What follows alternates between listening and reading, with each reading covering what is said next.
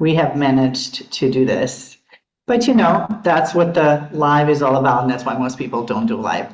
Welcome, Aoife. I'm so excited to have you here today. Hello, hello, Lex. Hello. Well, I'm just going to say a word about you based on what I know, and then you can expand on more if you want to introduce yourself differently. But what I know about you, Aoife, is that you are a disruptor. You teach women founders how to step into the leadership in a non-conventional way. And that's what I always loved about your work is you never do mainstream. Would you agree? Yes, definitely. Definitely. We've been around each other for a while now, Lex. And it's remained the same. I believe that we either self-disrupt or we self-destruct. So we make that choice. And positive, conscious disruption just makes everything better. We're constantly evolving, constantly moving. There is no linear path. And I think once we take a linear approach to something that is freedom bound, that's when things choke.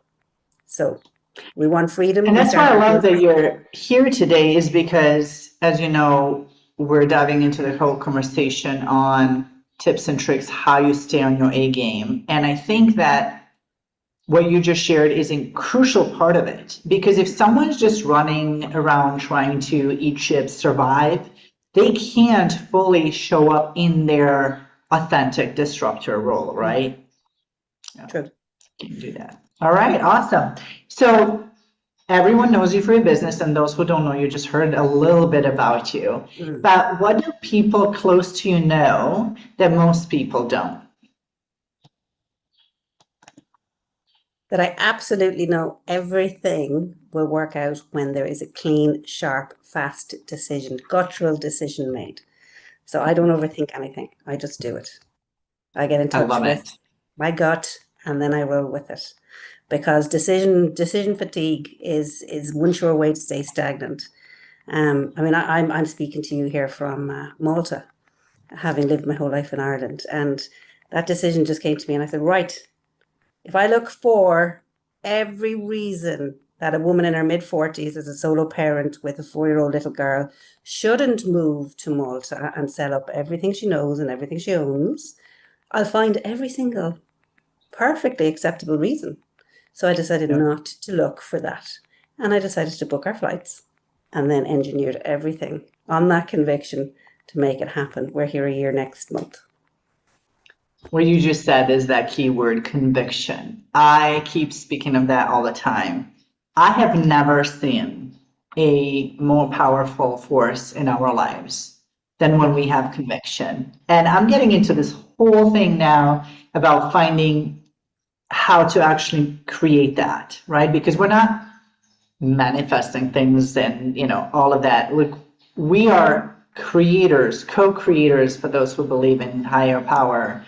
And I saw this quote one time that said, the mistake that people make is assuming there's a right and a wrong decision. You have a decision and the whole universe will align with whatever it is that you decide. And then you go with it. And I love what you did, because if you were looking for logical reason why to move or why not to move, you would find the equal amount of both. Absolutely. At the end of the day, it's what you want, right? So absolutely. I've known you for years and I've known the changes you've been through, a lot of them. Why has taking care of yourself become important to you, or why was it always important to you? Well, as you know, I mean, when we first found each other, I would have been my physical health. I had my daughter when I was in my 40s, so I was labeled the geriatric mother. But I can attest that you're meant to have kids in your 20s as opposed to your 40s, biologically so and physically so, although she is a blessing, but I'm kept on my toes.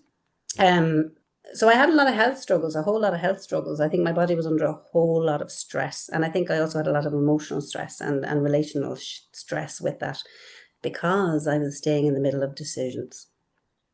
I just want to bring you back to the 11th of October 2024, Lex. I went to my doctor. I had been very, very ill. with diabetes when I was pregnant with my daughter, and it had dogged me, even though the diabetes had gone, it hadn't gone. And it's in the family. And the doctor was about to prescribe me with some sort of injection pen. And that was the moment that I went, no, this is out of control. So I walked the long way home, and I'm now just shy of 4 stone lighter.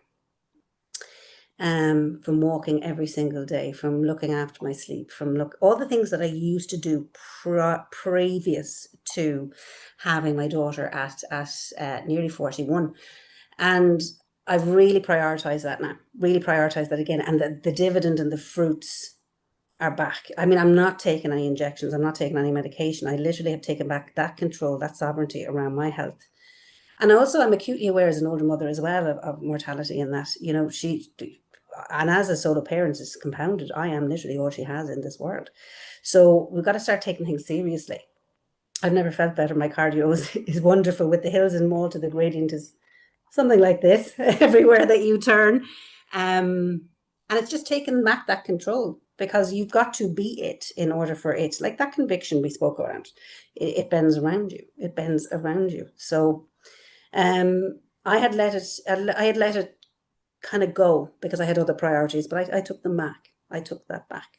So I think that's very important to say, is because some people have had ability to maintain that throughout the whole career.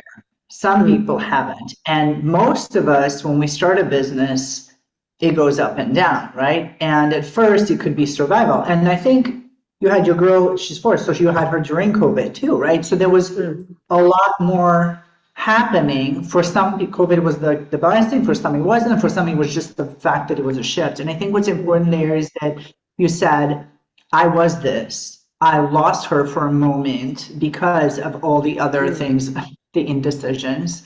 I made tough decisions, and that was that, again, decision, conviction, where you said, I'm taking charge of this. And again, what you said earlier is we can't go based on how we feel. Our feelings are, like children, right? Like if I don't feel like it, I'm not going to do it. And most of us adults run that way until we come to a point where we're like, okay, I made a decision. I'm sticking to my decision. I'm not basing this off of how I'm feeling, because the whole feeling is based on who I was, and I'm stepping into that next version of me. I'm stepping into that. With that stepping in, what kind of woman, who are you becoming in this season of your life? Who am I becoming? For me, I'm 24 years in business, various different businesses. So I built offline and online. For me, I've done it every which way, and I think for me now, I'm after a rich, real life, and you can have both. I've proven it time and time again that you can have both. If you decide to have both, you can have both. I've deconditioned a lot, Leks, and a lot has been deconditioned of the old identity. For me, I want to be able to have more of both, but I don't want to be defined by my business anymore. I don't want to be defined by what is in the bank or what's not in the bank. I mean, I'm in a very lucky position that I no longer have any mortgages or anything like that. That wasn't always the case. But I'm preparing to wait to see how that falls. My business is funding a very rich real life right now. I know where I'm going in terms of my corporate arm and in terms of my private client arm. And I'm in a really good space at the minute. And I think it's that allowing myself without shame to step into the unknown. Because when you have that trust, there is no linear way. So with that conviction, I'll take the steps that are necessary. I can turn it on, I can turn it off, depending on if it's corporate, depending on if it's, and that comes from my experience and knowing. I always liken this to a hill start, when you're learning to drive. So you have to learn that bite point, and that's energetics. That's the flow. That is you and your leadership, and knowing when to accelerate or when to hold back. So who am I becoming? I'm becoming the woman that can solo parent. I'm doing it. That can move across the continent, that can develop offline businesses, different businesses than what you see online. I'm also non-executive director in two other companies. I do other bits and bobs, but have I one particular identity that I'm stepping into? No, it's fluid because I have an effectuated identity. Like I have mitigated all risk at this stage after nearly a quarter of a Yeah, century, and that's a good place to be. I love it. The previous conversation was with a woman who spoke highly of her solid marriage that she has. And this conversation was with a solo parenting woman who is Mm, running so much. And I love that because I don't want any of the viewers or listeners to think, well, their situation is different. They have a better support system. They have all of those are, again, fall under the indecision part.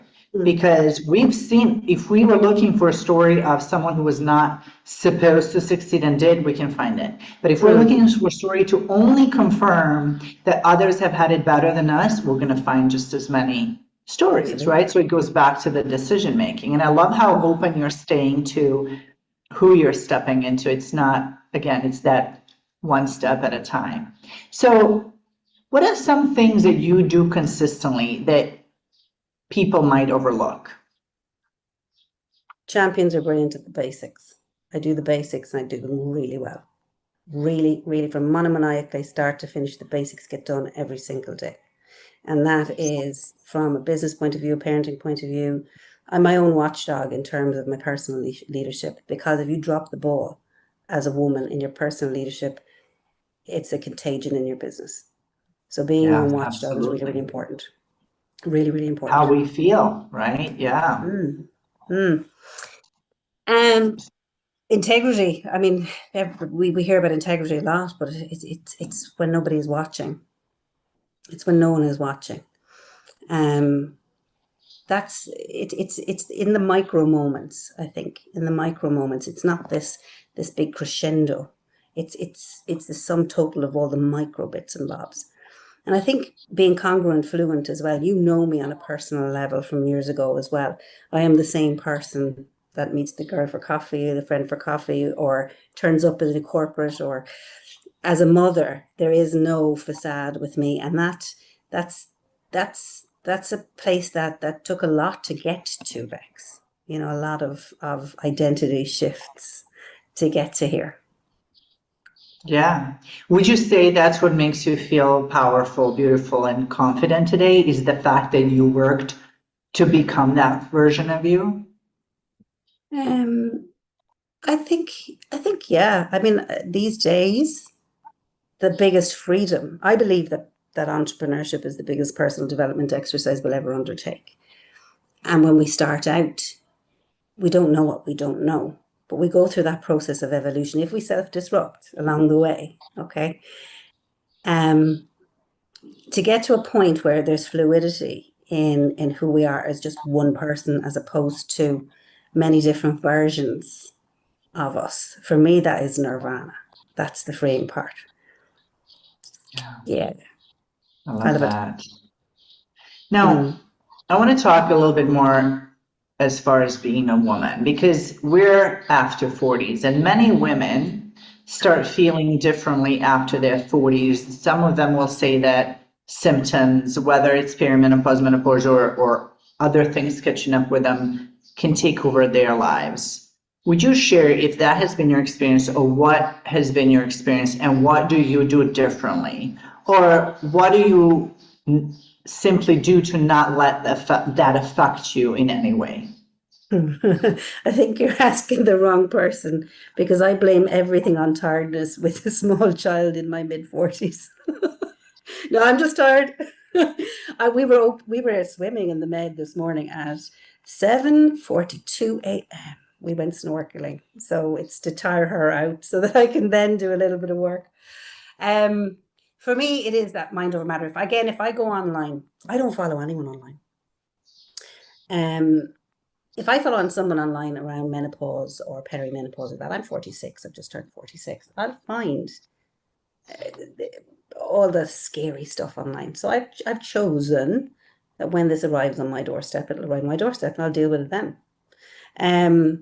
I haven't any signs of it just yet. But as 40s, I mean, we are slowing down. We're in a different season. I believe we are. We're seasonal. I definitely am tireder. I also have absolutely no fucking desire to entertain anything that isn't beneficial to me or I to them. I'm here for my people, and that is it. The unconventional, for the peculiar, the mavericks, the entrepreneurs, and they get me and I get them. I don't explain myself to anybody. I want everyone to win, mind, but I think that that ultimate knowing of whom we are. I mean, that's the biggest refreshing thing. You meet a woman in her 40s, and there's certain women that yeah, she's reached that same point of me, not in a an apathetic or a rebellious thing either. It's just it's that surety. It's that yeah, we've been through the seasons. Absolutely. Here we are now. You know. Yeah, and I think this also leads into the next question on energy, but I think what you just shared too is I don't know if it's the tiredness. From what I've observed, it's that we become so selective of where our energy goes. So people can claim, well, in 20s, I was able to do all of that and I was able to get away with it. And I'm like, okay, sure. I mean, puberty is different than 20s and 30s and 40s and 50s. Like each decade can be different, but it doesn't need to affect us, right? Like it doesn't have to disrupt us. It can be, I tell women, it's an upgrade.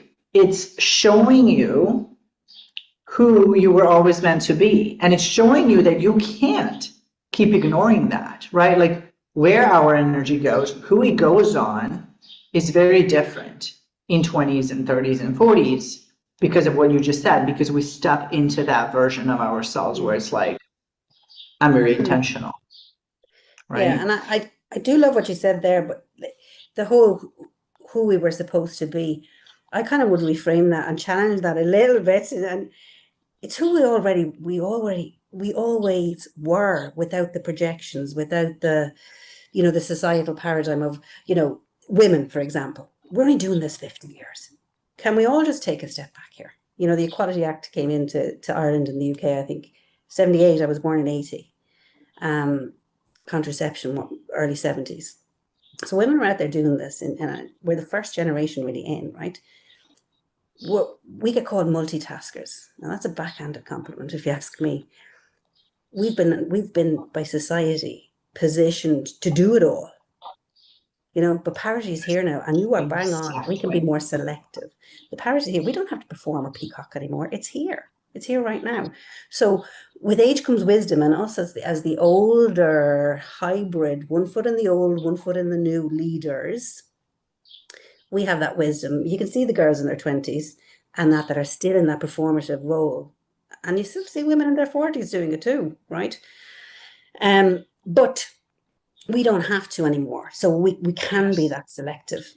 And I think that's the beauty of being a hybrid in the leadership, kind of rewrite leadership for women right now is brilliant because we're doing it in real time. So for me, with my daughter, and as you know, I have an older boy as well. But specifically for my daughter, she learns exactly from me standards, tolerance. She sees me in my business, and that's in her inherited blueprint. How I act around my business and my leadership, I'm telling her this is the way it's going to be. So I'm a little bit more even conscious and cautious around that because she won't see me down in DMs. She won't see me freaking out. She won't see me discussing business. She'll see me doing what I have to do and then conducting myself and then doing the other bits. And that ties into what I said to you, the woman that can have it all. Because I'm consciously aware that our small people are watching us. Now, I'm not a parenting coach, as you know, Yes. but And you're leadership you're doesn't you're change. you're consciously aware of building that life as well. Mm, So how would you say you protect your energy? sleep, sleep for me. Like we had a siesta today. We were in the sea this morning, 7:45. We swam until We did about 90 minutes, and I do get about 15,000 steps a day, every single day. Naturally tire my body out, which is kind of easy when Yes. you when you have her. The silver lining. um, Yes. yeah. Sleep. So we had a siesta today, even though we're in Malta. We had a siesta. We'll borrow the Spanish term, um, and we just sleep. For me, it's sleep. I don't push or Yes. force anything. If I'm tired or overstimulated or overwhelmed, the laptop just gets closed and go at it again. But protecting sleep is really important. Yeah, I think Yes. yeah, Yeah, and I love protecting that that because energy. on Monday we talked to Monique, we talked about that. She talks about how Mm, much she sleeps and taking naps too. And I think yeah, it's so important for women to hear that because when I work with women, sometimes we actually have to get over the limiting belief of that. Like, but no, I get really decent 6 hours, and I'm like, all right, well, let's just test things out and see what your body actually yeah. needs, right? Six hours What sleep. habits would you say you shared about walking, you shared about sleep? What habits would you say have made the biggest difference in how you feel physically?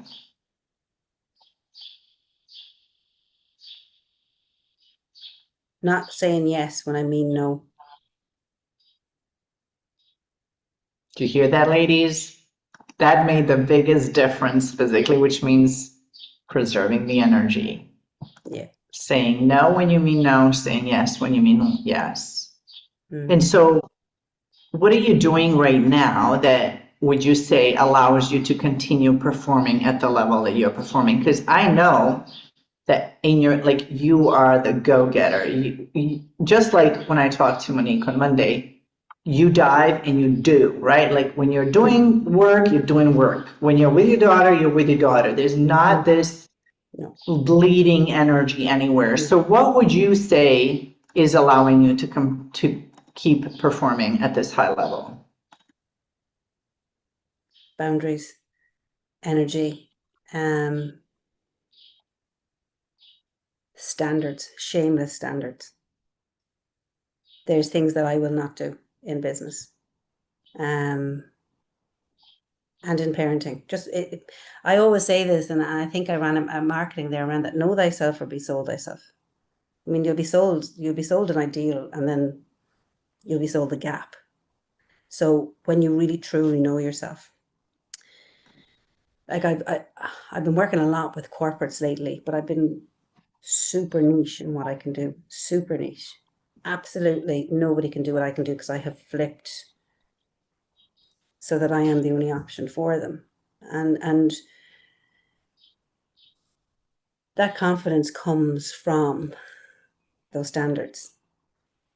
And if I break a boundary or drop a standard anywhere, that's a contagion in either personal leadership, and that goes, or professional. And that goes back to being your own watchdog in terms of leadership. Because leadership has been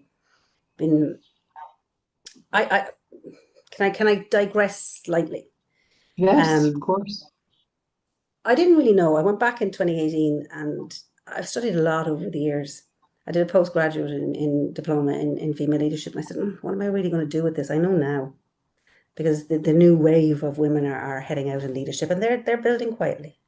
They're building calmly. They're not out creating content. They're not in masterminds. They're not, they're just doing what they're doing and creating movements and creating impact.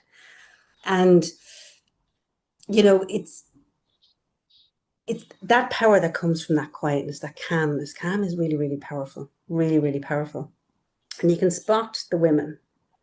You can spot the women that are doing this. And I'm genuinely excited for women in the next 5 to 10 years. I really, really am.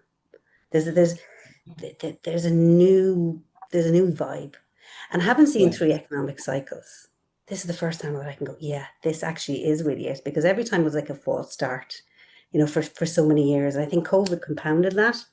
There was this big stagnancy. Like normal business has resumed again. People are ideating, they're creating, there's innovation coming out. It's exciting, really exciting for me, and for everyone. So I know I went a little bit off the point, but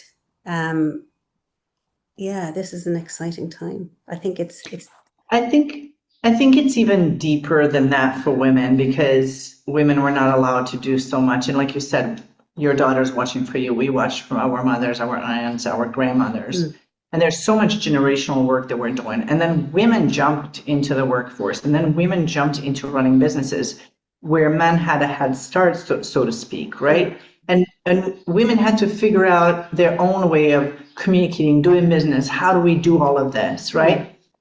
And I feel like now we're coming to a point, and of course, with that, we're finally talking about the non-tangible things like the standards and the boundaries that Mm. we didn't see our mothers and our grandmothers have. And so I think it's all coming to that beautiful moment of we're talking about that. We're eliminating layers of that were put on us. We're shining more of who we were, and we're not shying away from it. I saw this lady who said, there's that term, don't toot your own horn. And she says, who came up with that? He says, if I'm not going to toot it, who's going to toot it for me? And I love that because we've always been taught that, like, don't toot your own horn. It's like, no, wait, I do want to speak about how amazing I am because that doesn't diminish you. It actually allows you space to lift you up as well and to show you that it's okay to do so. So I think that, and like you said, everything that you said too, it's like with COVID and everything, I think it's all compounding that women are truly stepping into this phase that we haven't seen, if ever, in the next 5 to 10 years. And we haven't seen it. Like we haven't, contraception was the inception point. And I don't think that women just started businesses either. I mean, Rockefeller, he wanted a nation of workers, not a nation of thinkers. He got that. It was the Industrial Revolution. He wanted a tax bill. We were able to work out that we put half the rest of the workforce to work. We're going to have more taxes here. So women were the afterthought. But you know what? We survived. And now that dynamic, like the old paradigm has been dismantled. Like, and it hurts me, because it really hurts me to see women still outperforming on that shame loop of I must do more, to keep pushing and white knuckling. And I was that soldier when I began, but it's no longer necessary. It's no longer necessary because parity is already here. But as long as women keep performing and peacocking, as long as they do. And I feel like there's the same gap in health because up until 20 some years ago, every research was done on men. Because the way they would view it is, well, women are too hormonal, they change too much, the risk of pregnant women, so we're just going to do all the testing on clinical testing on men. And then whatever the results were, they were like, well, we'll just give women smaller doses, so we treat them like little men. And then there's this like whole gap, and that's why I stepped into this work, is there's this whole gap of like, bro, biohacking, like cold plunge, get up at 3:45 in the morning, go to the gym. It's like, well, cool, bro, but I have kids, right? Like, I can't do all of that. And then on the other side, there's this other, which again, there's nothing wrong with biohacking. It's just that that's built for men, right? Generally speaking. And then there's this softer version of a woman stepping into the feminine and talking about energy and crystals and all of that. And it's like, I found myself in that gap. I was like, there's no space for me. I'm neither here nor there. And so I'm filling that gap for women now. It's like, no, we actually, women over 40, the most understudied creatures on this planet. And it's like, there is a space for us and we can do it and we can still run with our energy. And like you said, I can still be a go-getter, the ambitious, driven woman. I just don't have to work 12 hours a day every day for the next decade. There's no need for that. It's a choice.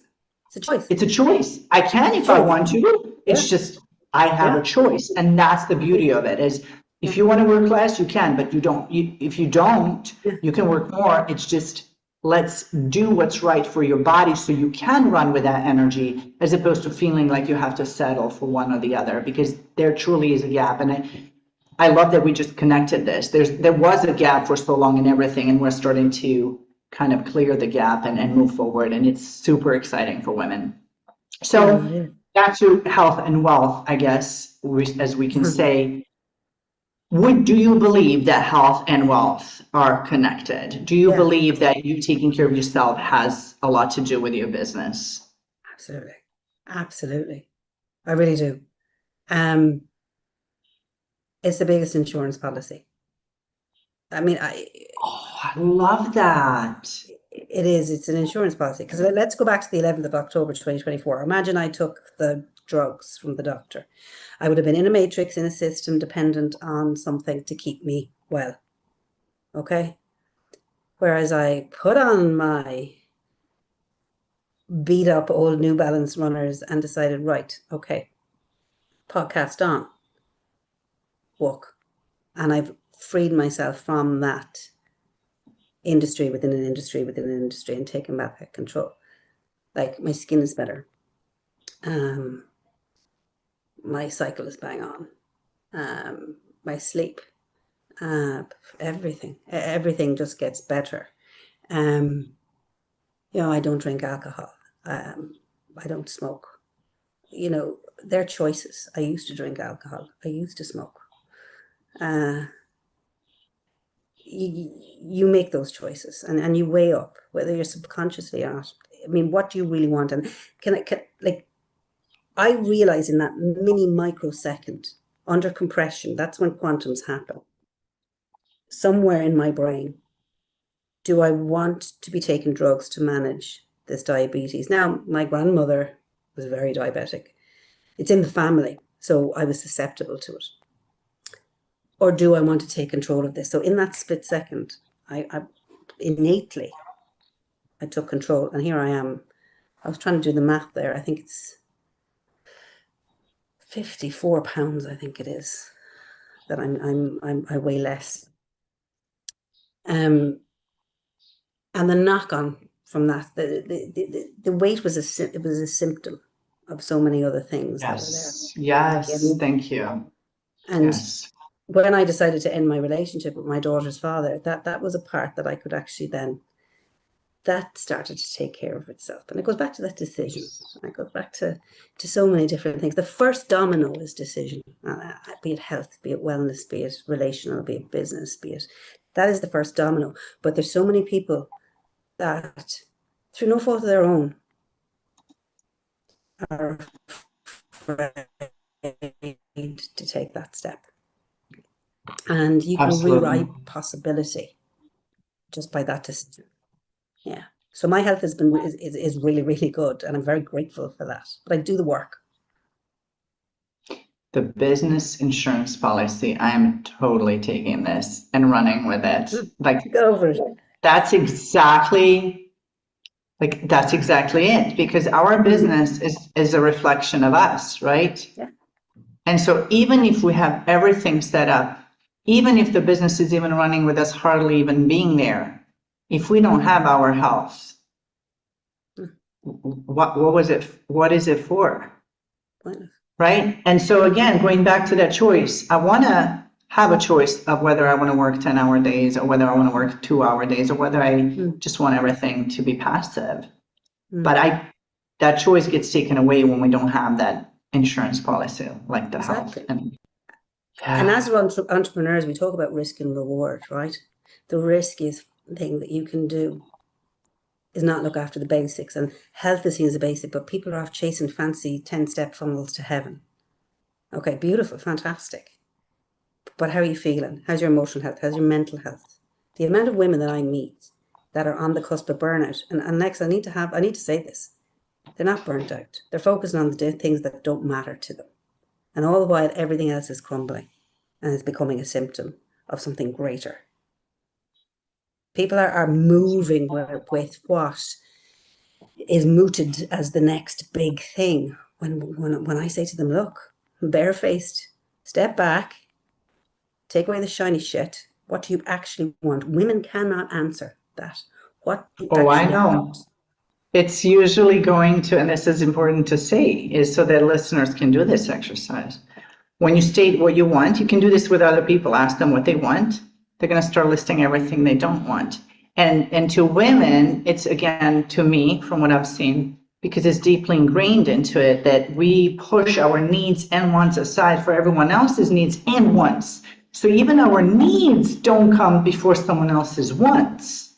And so 40s start changing that. And it's like, okay, not only that I have needs, but now I'm stepping into my wants. Wait, am I am I allowed to want things? What is it that I actually want? And then the first time we list things, it's all the things that we think we should want. And then when you redo this exercise and you're like, oh, that's what I actually want. Am I allowed to have that? Right? Like it's one layer after another, stepping into that of discovering what I actually want, because and I've had this with clients so many times. I'd ask them, what is it that you want? And the answer comes sometimes not only just as what they don't want, it comes as if, what is it that others want and need? And I'm like, no. What do you want? And then she'll go into it again and then end up with talking about her kids or someone. I'm like, no. You. And it's like, I don't know. I don't. And the brain doesn't want to do the exercise, right? Because it's new, it's unknown. So the brain's like, let's just do something else. Like, let's clean. Oh, this chaos, I have to clean up, or I have to do that. Stop and ask yourself, what is it that you actually want? I think it's so powerful. Can we name the fuel for her, the way she is there? Shame. Shame. Everything is built on that. Shame. That is the fuel. That is the lubricant. I shouldn't feel that. Shame. Women being emotive creatures, and to evoke that shame of, you must want this because that becomes that's the hamster wheel. That's the catalyst for them. And this is why when women can answer to me what it is they want, we can go anywhere from there. You know, I have a lady flying in from the UK. She's flying into Malta for a one-day fly-in, fly-out thing. She can tell me categorically, unequivocally, this is what she wants. Easy peasy. Done. It is done. The second she gets on the plane, that conviction that's bent around, it's done. It's already there. Right? All we have to do is go through the semantics and go through what needs to be done. Fantastic. Yes. It's the women that are in that indecision. But growing up in good old Catholic Ireland in the 1980s, right, that oppression, we couldn't want what we wanted. So for me, I had to do a lot of work around there, a lot of work. And I know this is slightly rolling back a little bit, but the reason I'm sitting in Malta today is there was one Tuesday afternoon, Leks, and I had been in a relationship with Evan's father for 19 years, and I was in a relationship with Abe's father for 5. And it was just a normal Tuesday afternoon. I said, I don't want this. There had been multiple things, and I just said, I can't do this. I just can't. I can't have my daughter. It was around the time that I'd done my postgrad, and I said, I can't do this. And I closed the laptop. I walked out the door. I lived in a hotel for 7 days. I swung her on my hip, packed a nappy bag, called a taxi, and just started again. And everything fell into place. Everything. But I knew what I want. I knew I just didn't want it. I had said it out loud. I'd uttered it. Now we're thriving, and he's thriving, and it's all fine. It was never going to work. But leaders go first. I had to go first and say, right, this is not working here. And because of that, the conviction bent around that. The possibility was rewritten, and everything fell into place there. But I knew what I wanted, and I think that's the key, because if you don't know yourself, you'll be sold a version of yourself. And time ticks on and waits for nobody. And you know, when we're looking to our parents and the women that went before us, they did what they could. Are we really doing all that we can? And, you know, my nana had a saying, and that woman was a visionary. Because in my mid-40s, I now go back and go, wow.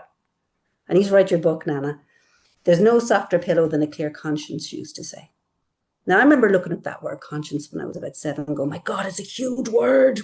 You know, when you're about 7 and going, my God, there is that saying rings true in so many different facets of my life now. Because when you have that clear conscience in everything that you do, it's an amazing space to be in. But it comes from the clarity of knowing what you want. That's the inception point. One more word besides shame is feeling selfish. That is one of the most common things. Like I'll name shame for a woman. I'm like, okay, you're feeling guilt and shame. I know it. Let's work through it. Mhm. But oftentimes she'll say, I don't know. I just kind of feel selfish. I'm like, yeah, we gotta rephrase what that actually means, right? Yeah, Because again, if I'm brought up to always put other people's needs and wants in front of me, of course it's going to feel selfish at first. And I've seen this in families where I work with a woman. There's a little bit of a disruption because like everybody else is freaking out, like she's changing. What's going on? I don't know what that means for me. And then they see how happy she is and how energy is different, how everything's different. And then yeah, they're like, oh, I need more of that, right? And then they let the woman do what she needs to do. And to me, understanding the guilt and the shame and slowly working on eliminating that, making that decision and still working through the guilt and shame and feeling selfish because you made that decision is probably the most powerful thing that a I woman can I do. totally agree with you. That selfishness does run through. And that's the worth, that self-worth and the need for validation, right? And you know this, and I know this. And if that is fueling the business and the life, it's going to be very empty, isn't it? It's going to be very empty. Whereas a rich real life is when you can name, this is what I'm working towards. This is, there was a time where I dreamed of being able to wake up on the Mediterranean, um, and go early morning sea swimming. But I could do that in Ireland. I just probably would die of hypothermia. Right. But this time it's a nice Right. and balmy 27 degrees C. There was a time where I thought about that. And, I always talk about decision boards over vision boards. Decision boards over vision boards. You decide it, you do it, that's it, Yes. it's done. That is done. And when we talk about the women that went before us, those women had to be like that. We have this idea about these ball breaker female leaders in this masculine arena. They had to be like that because that was the construct of what women should be in Yes. society to get Yes. ahead at that stage. We don't have to play that part anymore. This is Exactly. improvement. And yeah, it's an exciting time for us. It Yeah. really is. Yeah. One thing I want to mention is women, when they first come to me, they usually are dealing with things like, the 40s hit them, right? Like it can be anxiety, it can be panic attacks, it can be low energy is a big one, right? Like feeling no energy. Mm. And I just want to mention that I kind of mentioned on the other call on Monday is when these things run your life and you don't really address them, you can't get to what Aoife and I are talking about because you are in trying to survive the day. So the idea of talking about what you want, you're like, I just want energy. You can't see beyond that, which is why Mm. we're having this conversation to show all the possibilities once we step into the best version of ourselves, once we start optimizing ourselves. Because when I have energy and when I feel like myself, I have choices and I can see beyond how am I going to make it through today? Mm. How am I going to make it through the next quarter? How am I going to, right? We can see beyond that. And then all of this that we're talking about becomes real. And whoever is listening or viewing this, if you're like, I just don't feel like, I know that low energy and anxiety can kill your ambition after months or years of doing it. But Aoife is a perfect example of someone who was not in the right place for herself and just said, you know what? It's a decision. And what's interesting about the word decision, I teach this to my clients, is it comes from the Latin words decidere, which means to cut off everything, meaning cut off everything else that doesn't Mm. align with this decision. That's why I love that word. And I think that it's one of the most Yeah. powerful things we can do in our life. It absolutely is. You cut the hand that feeds. Too many, open tabs, too many half-made decisions. That's what's going to fuel that anxiety. And what you said there was powerful, Lex. Really powerful. We can over egg the pudding, right? It's really simple. What do we want? And then decide it is done. But what you said there about that low energy and what I said earlier about champions are brilliant at the basics. starting with those 3 meals, going to bed that bit earlier. Quantum leap is a series of micro steps that compound. It's not this big quantum leap, this epiphany of, it is that it's repetition and mastery. And then all of a sudden we become that master, and that capacity is there, and that space, that clear thinking, that clear head. Yes. The basics here, and there's anything but is your work is basic, but it's getting started to do that, and realizing that it gets to be this easy. Yeah. Like it gets Yes, to I be, love that. it Yes. gets like it's these simple things that just compound, and that's the beauty of it. That's the beauty of Yes. getting older. That's why I tell people, like, what we do is we're tweaking things. And yes, we'll look into nutrition, we'll look into sleep, we'll look into the mindset, we'll look into environment. But it's all about these little, like you said, micro tweaks, right? Like, I can't get to work out. Well, let's find what works. Maybe a walk works. Maybe for me, it was a timer. Adding a timer changes my whole zone, my whole energy when it comes to working out. Looking deeper into how do we incorporate these things into our life without losing who we are, Yeah. rather than I have to change this whole lifestyle. And no, you just have to tweak what you're doing so we can get rid of anxiety, so we can get rid of brain fog, so we have that sharpness. Because if you have these things messing with you, that insurance policy is becoming a liability, right? Like you can't step into that next version of you.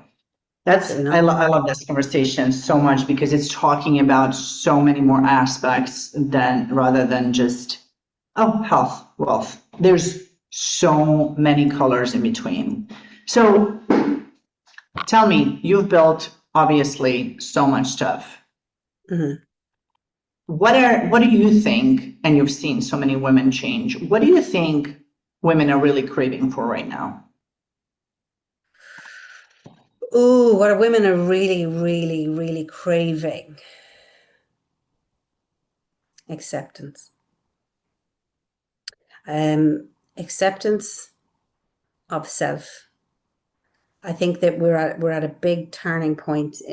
I'm going to speak in business, I suppose, from a corporate and from a private point of view, private client point of view. Women are done. They're literally done. My clients are, as I said to you earlier, a little bit more unconventional, a little bit more peculiar, a little bit more single-minded. They're done. They're done with performative stuff. And I think, I mean, I scratched my head in COVID going, this isn't the way business is, but we went with it. Normal life, normal business has resumed, and women have taken that, digested, and they've come out clearer. They've come out clear what it is. I think women are getting closer to knowing what it is that they want, but probably are a little bit nervous still to make a start. They're a little bit fearful. But I think it's the acceptance. For me, I keep hearing, I just want to go to work and not have to do X, Y, and Z, or I just want, they want uncomplicated, simplistic living. And I think actually one client said to me this morning, she wanted her business to fund the life that she actually wants. And I thought, yeah, most women are running scripts. And that's down to that societal paradigm that was projected upon us that's now been dismantled, but had been our comfort zone for so long that now we don't know, oh, Jesus, what's next? So, yeah, I think we're right in the middle of that shift, Lex. But acceptance is something I've heard this year over and over and over and over again. Yes. What is a conversation that your audience needs to hear more often? Fail fast, fail often. Fail fast, fail often. No shame loops. Get in, get it done. Speed this year. Speed is just your best friend this year. Speed. Yes, I love speed. Speed. There's that saying, money loves speed, right? Money loves speed. Money absolutely loves speed in everything that we do. Everything. And that comes from that guttural leadership as opposed to like cognitive leadership gone, put it in the bin. It's getting into your guts and being Yes. fast about it. Yeah. Fast And if you make movement. a I love it. mistake, meh, just keep going. Just Just meh. keep going. Get up. Dust Yeah, yourself you're off ahead and of, keep going. if you've made a So decision and you've ended up putting it, go on. if someone wanted to learn more from you, where do we send them? Where would you send them first? Okay. I'm active on both Facebook and on LinkedIn. So, and barefaceleadership.com or aoifetynan.com are my And what are websites. you working on with them these days? I'm working on compressed time. Going back to the speed, I have developed an alternative to the containers that my clients just don't want. So it's either the fly in, fly out, or online, where they can be 6 months ahead of those waiting to make that decision. So I'm fully booked out for summer for decision days, where people come in, they've been sitting on something. They're like a hen sitting on something for so long, and they're coming out, and we're going to architect that, and then they'll fly home, and it will be done. So these women are change makers, actual change makers. They're doing it in real time. And there's a few good men in there too. So I can't actually, I've been marketing to women all this year, and I've never served as many men as I have, even by marketing to women. And that's energy, you know, it's the energy. Yes. So yeah, people don't want to wait. They don't wait for transformation. So what I do is I front end the transformation. So we start there, get it done, get on, and no faffing around. Just, So who's not the right person for you? oh God, anyone who, and this is not a personal thing, but I suppose people that still need to be validated around making decisions, people that still feel that they need to be in a container of any description, a mastermind or anything at all. So I'm looking for the mavericks. I'm looking for the outliers. I'm looking for those that are backing themselves, that understand that nothing will happen until they take those tentative steps that are decided. That's Decision. I think all the word decision. of this It's conversation is decision. people can just save themselves so much time, Yeah. so much time. Um, I have this term. I know this goes out in many places, but I call it wish-baiting. People will go in and they'll have this wish, and they will I'm do gonna have to take everything that term. except the thing to make it happen.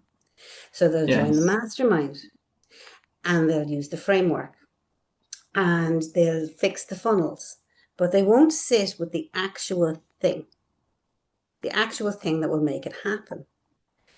And they'll sidestep. And I think you've touched on it, Lex. A lot of people don't know what they want. It's that shame. It's that, that selfishness that they feel, and all of those things that are compounded. Yeah. So there's a lot of synergy between what we do, but everything comes back to the decision. So people that are not willing to make a decision that changes everything are definitely not the Yes. people that I can help. And I don't think anybody can help them, to be honest with you. Yeah. I really don't think anyone can help until you are ready to go, this is what's happening. There's nothing going to Yes. happen. I remember when I was where I was, I remember everything. I cried out the whole day when I faced myself. This was in Nashville, Tennessee, circa 12 years ago, maybe. Mm, I remember it. I had a whole day. I faced myself. I cried it out. And then I was like, I'm not going to use this crying out as a way to justify how I seen it and understood mm, it. I need to do the fucking work. yeah. And so I want all the viewers and listeners to understand, again, like Aoife said, this is not a personal attack. We've all been there. We've all been there. We were at a place where we didn't know what the heck we want. I didn't know what I needed, let alone what I wanted. Then I had to go Mm-mm. through all of that. And then giving myself permission to want things, and all of the stuff that we're talking about, we've been there, we've done that. We know the work ahead. And I love the word decide. This is the theme of today. On Monday, the word was depth, today's decision. And I think that now every conversation is going to lead to one word. So if anybody's interested in working with Aoife, I will have all the links linked in the comments. You can find her mainly on Facebook and LinkedIn. If you can't, you can always reach out to me as well. I will get you in touch with Aoife. If you are wanting to grab my new offer, 3-minute energy reset for women who are tired of feeling tired, check out the links in the comments shortly and you'll have all the information there. Thank you for being here, Aoife, today and sharing your wisdom. This has been so awesome. And for anybody, women or men listening out there, just, you know what you have been self-negotiating with yourself about. So stop negotiating, make a decision, and then just take action. One tiny action forward. Thank you, Aoife, for being here, and thank you guys for watching.